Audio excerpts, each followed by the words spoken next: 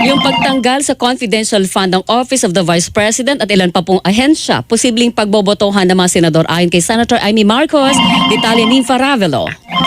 Nilinaw ni Senator Amy Marcos na wala pang pinal na desisyon ang Senado ukol sa pagtatanggal ng confidential fund ng Office of the Vice President, Department of Education at iba pang civilian agencies. Binigyang diin na malamang pa itong pagbotohan ng mga senador. Sa ngayon, aniya, ang sinang-ayunan pa lang ng lahat ng senador na ay ang pag-adapt o pagtanggap ng Senate Committee on Finance sa desisyon ng buong Kamara na tanggalan ng confidential fund ng OVP at civilian agencies.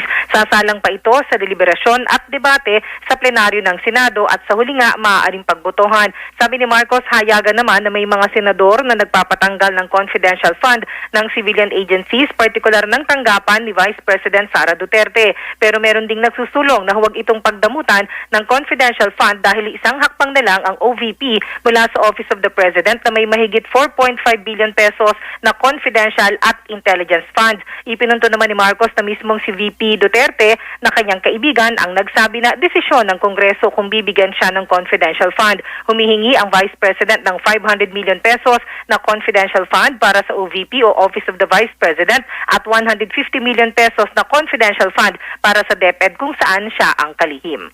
Ako, si Nympha Ravelo ng GMA Super Radio, DZBB. Dapat, totoo. Nabanggit din ni Senator Amy Weng kung si dating Pangulong Rodrigo Duterte, okay lang sa kanya miski na siya lang mag-isa matira sa PDP laban dahil umalis yung kanyang mga kamiyembro.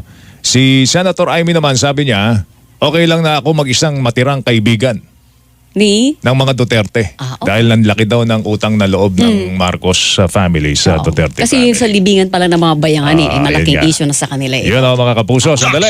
Sa Double B! Mamaya makakausap natin ang House Majority Leader, si Congressman Manuel Jose Manix Dalipe.